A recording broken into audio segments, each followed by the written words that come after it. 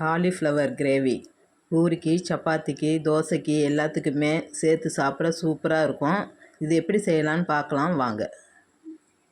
Cauliflower gravy தான் நான் இப்போ செய்ய போகிறேன். இந்த கிரேவி வந்துட்டு ரொம்ப டேஸ்ட்டாக இருக்கும்.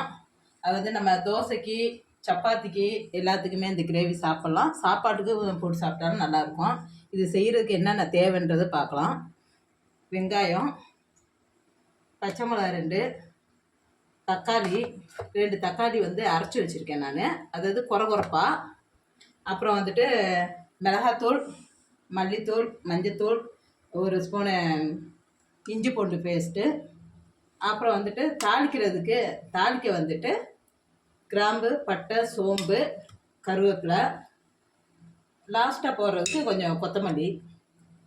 அப்புறம் மட்டன் பொடி, கரம் மசாலா. இதெல்லாம் தாங்க இந்த நம்ம செய்ய போகிற கிரேவிக்கு முக்கியமான பொருளுங்க இதெல்லாம். வாங்க கிரேவி எப்படி செய்யலான்றத பார்க்கலாம் வாங்க.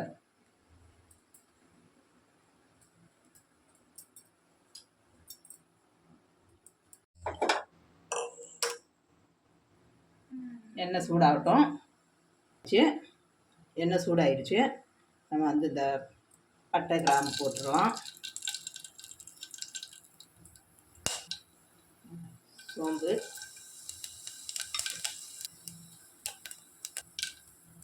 பச்சை மிளகாய்,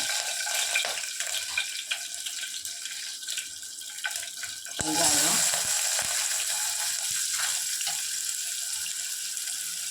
போட்டு நல்லா வதக்கிடலாம். நல்லா வதங்கட்டும்.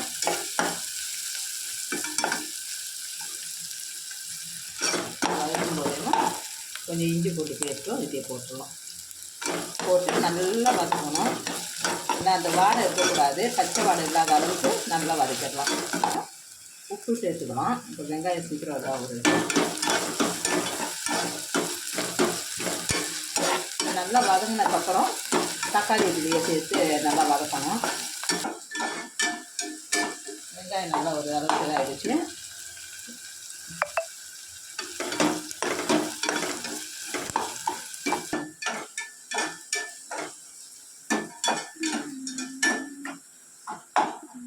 வெங்காயம் நல்லா வதங்கிடுச்சுங்க. இதுலேயே நம்ம இந்த தக்காளியை சேர்த்துடலாம்.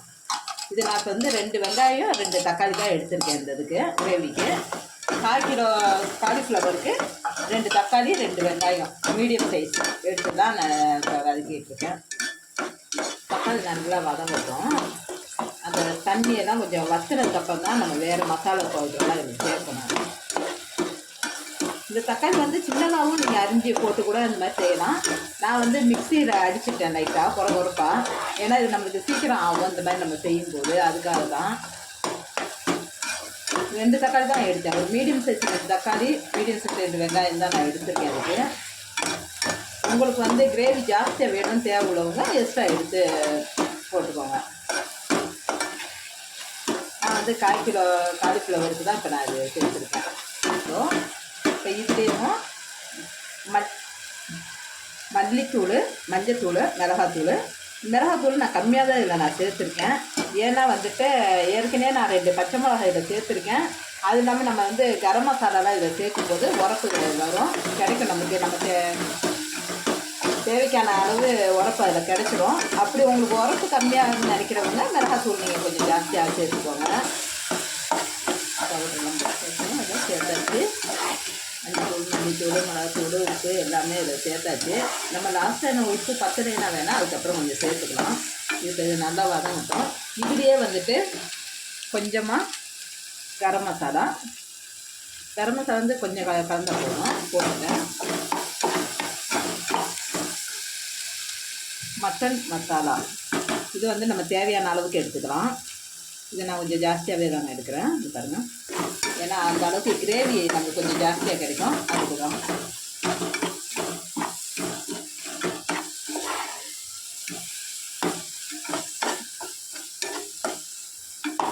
நல்லா வதங்க போகுது. நல்லா மசாலா நல்லா அப்படியே இருந்தாங்க, நல்லா சுருண்டு வந்துட்டு இதில் இப்போ நம்ம கருவேப்பிலை சேர்த்துடலாம்.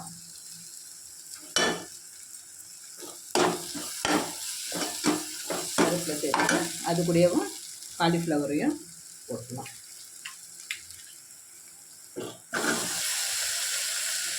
ஏற்கனவே நல்லா நான் வாஷ் பண்ணிலாம் வச்சுருக்கேன். அது நீங்களே எப்பயுமே காலிஃப்ளவர் போடுறதுக்கு முன்னாடி நல்லா பார்த்துட்டு போடுங்க. ஏன்னா இந்த காலிஃப்ளவருன்றது வந்துட்டு பூச்சி நல்லா அதில் இருக்கும், குட்டி பூச்சி நல்லா இருக்கும். நான் அதெல்லாம் பார்த்து சுத்தம் பண்ணி தான் நான் வச்சுருக்கேன். இப்படியே நல்லா போட்டு கொஞ்சம் நல்லா இப்படியே வதக்கிடலாம். இது எந்த அளவுக்கு வதக்குதோ அந்த அளவுக்கு டேஸ்ட்டு கொடுக்கும். இது வந்து ஜாஸ்தி வந்து நாங்கள் வந்து தோசைக்கு சப்பாத்திக்கு தான் இது நாங்கள் செய்வோம். சாப்பாட்டுக்கும் நல்லா தாங்க இருக்கும். நம்ம வீட்டில் வந்து பசங்க வந்துட்டு சப்பாத்திக்கு இதுதான் செஞ்சு தர சொல்லி கேட்பாங்க. ஜாஸ்தி வந்து நான் இது சப்பாத்திக்கு செஞ்சு கொடுப்பேன். நீங்களும் ஒரு நாள் செஞ்சு சாப்பிட்டு பாருங்கள், உங்களுக்கும் ரொம்ப ரொம்ப பிடிக்கும். இது அளவுக்கு நல்லா வதங்கிடுச்சு. இதெல்லாம் நம்ம தேவையான அளவுக்கு கொஞ்சம் தண்ணி கலந்துக்கலாம். அந்த கிரேவி அளவுக்கு கொஞ்சம் நல்லா வேகணும். அதில் கலந்தாச்சு. உங்களுக்கு எந்த அளவுக்கு கிரேவி தேவையோ அந்த அளவுக்கு நீங்கள் தண்ணி கலந்துக்கோங்க. இது இப்போ கரெக்டாக இருக்கும். இந்த அளவுக்கு கொஞ்சம் நேரம் வேகட்டும்.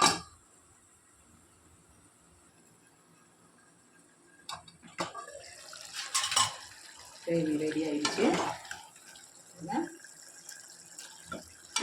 இது வந்து சூப்பராக இருக்கும்.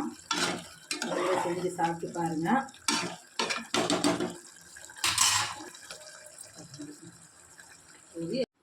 இந்த கிரேவி ரொம்ப ரொம்ப நல்லாயிருக்கும். நீங்களும் எல்லாருமே செஞ்சு சாப்பிட்டு பாருங்கள். பிடிச்சிருந்தா மறக்காமல் கமெண்ட் பண்ணுங்கள், லைக் பண்ணுங்கள், ஷேர் பண்ணுங்கள்.